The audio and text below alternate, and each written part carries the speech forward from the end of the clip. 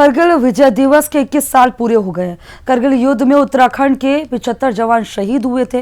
मुख्यमंत्री त्रिवेंद्र सिंह रावत ने भी शहीदों को श्रद्धांजलि अर्पित की है और इस मौके पर सीएम त्रिवेंद्र सिंह रावत ने कहा है कि शहादत की जरूरत पड़ने पर उत्तराखंड की अहम भूमिका निभाई है। करगिल युद्ध का सामान्य नहीं असामान्य युद्ध था और ये लड़ाई ऐतिहासिक लड़ाई थी।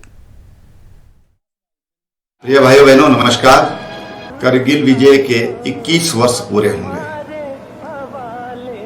और करगिल विजय के लिए हमारे 75 सैनिकों ने अपना बलिदान दिया। ये उत्तराखंड का इतिहास रहा है कि जब भी देश को सैनिकों की जरूरत हुई, शहादत की जरूरत हुई, तो उत्तराखंड ने उसमें अपनी भूमिका अग्रिम रूप से निभाई। करगिल का युद्ध ये सामान्य युद्ध नहीं था, ये असामान्य था, अभूतपूर्व था।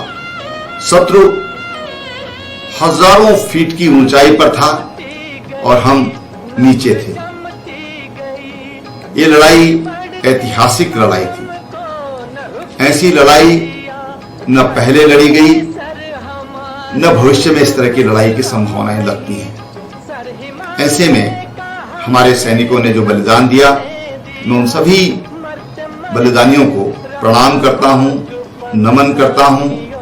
उनकी जो वीरांगनाएं हैं, उनके जो बच्चे हैं, उनको ये विश्वास दिलाना चाहता हूं कि उत्तराखंड सरकार सदैव अपने सैनिकों के साथ खड़ी है। ये मैं उनको आश्वस्त करना चाहता हूं। मैं यह भी बताना चाहता हूं, उत्तराखंड राज्य पहला राज्य है जिन्होंने शहीद सैनिकों के परिजनों को, उनके जो आश्रित हैं, उनको सरकारी नौकरी देने का काम किया है। जो धनराशि दी जाती है, हमारा स्पष्ट मानना है कि राशि चाहे कितनी अधिक हो, एक समय सीमा के अंतर्गत तो फिर समाप्त हो जाती है और इसलिए उनके आश्रित को सरकार की तरफ से सरकारी नौकरी का प्रावधान किया गया। इसी तरह से जो हमारे अर्धसैनिक बल हैं, उनके जो आश्रित हैं, उसके लिए भी इसी तरह का प्रावधान किया गया है। ये प्रावधान इन 3 वर्षों में हमने किया है। इन 3 वर्षों में लगभग 4000 सैनिक, उन पर हमने सम्मान के रूप में 31 करोड़ रुपया सम्मान राशि के रूप में उनके परिजनों को दिया गया है। मैं तमाम उन सैनिकों को, उनके आश्रितों को एक बार फिर आश्वस्त करता हूं कि हमारी सरकार उनके साथ में है, हम सदैव उनके साथ खड़े होंगे। इसी तरह से जो द्वितीय विश्व युद्ध के पेंशनधारी थे, उनको मात्र 4000 रुपया पेंशन मासिक रूप से दी जाती थी। हमने उसको बढ़ा करके 8000 रुपया किया।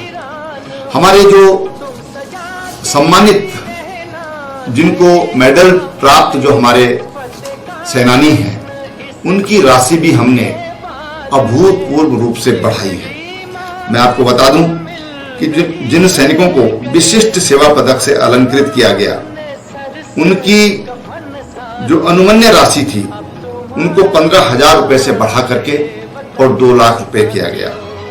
अति विशिष्ट सेवा मेडल प्राप्त उनको 7,000 रुपए मिलता था, जिनको बढ़ा करके 1,50,000 रुपए किया गया। सेना मेडल पर राशि पहले अनुमन्य नहीं थी, अब इसके लिए 1 लाख रुपए की राशि अनुमन्य की गई है। इसी प्रकार विशिष्ट सेवा मेडल में एक मुफ्त जो अनुमन्य राशि को 3,000 रुपए से बढ़ा करके और 75,000 रुपया किया गया। ये हमारी अपने सैनिकों के प्रति, उनके आश्रितों के प्रति हमारी जो सद्भावनाएं हैं, उसको प्रकट करती है। और मित्रों, मैं अपने तमाम जो हमारे सैनिक भाई हैं, हमने इसके लिए देहरादून में एक जो डिसेबल्ड हमारे सैनिक होते हैं, उनके बच्चों के लिए लैंसडाउन में एक विद्यालय था। वहाँ पर अच्छी शिक्षा के अभाव के कारण हमने देहरादून में उसके लिए एक हॉस्टल बनाया। सेना को हमने उसके लिए 2 करोड़ रुपया दिया गया। आज उन बच्चों की चॉइस है, उनके पास अनेक विद्यालय हैं, वो अपने योग्यता के अनुसार उन विद्यालयों में पढ़ सकते हैं।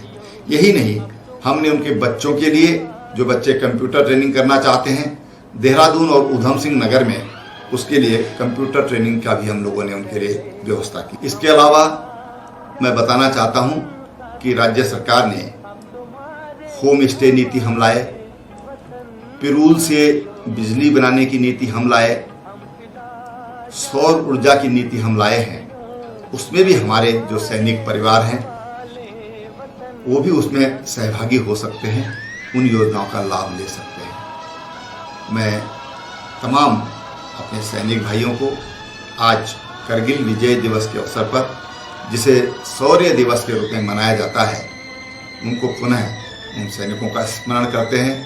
इसके साथ ही मैं स्मरण करना चाहूँगा तत्कालीन प्रधानमंत्री श्रद्धेय श्री अटल बिहारी वाजपेयी जी, जिन्होंने सैनिकों के लिए जो सम्मान उन्हें दिया, सैनिकों के जो पार्थिव देह होती थी, जो शहीद हो जाते थे सीमाओं पर, उनको घर तक पहुंचाने का। और यही नहीं, उनके सम्मान में आज हम देखते हैं कि हजारों भीड़ उमड़ पड़ती है। आज श्रद्धेय अटल बिहारी वाजपेयी जी, जो अब हमारे बीच में देह रूप में नहीं है, उनको भी आज हम स्मरण करते हैं, उनको भी अपनी श्रद्धांजलि अर्पित करते हैं। जय हिंद।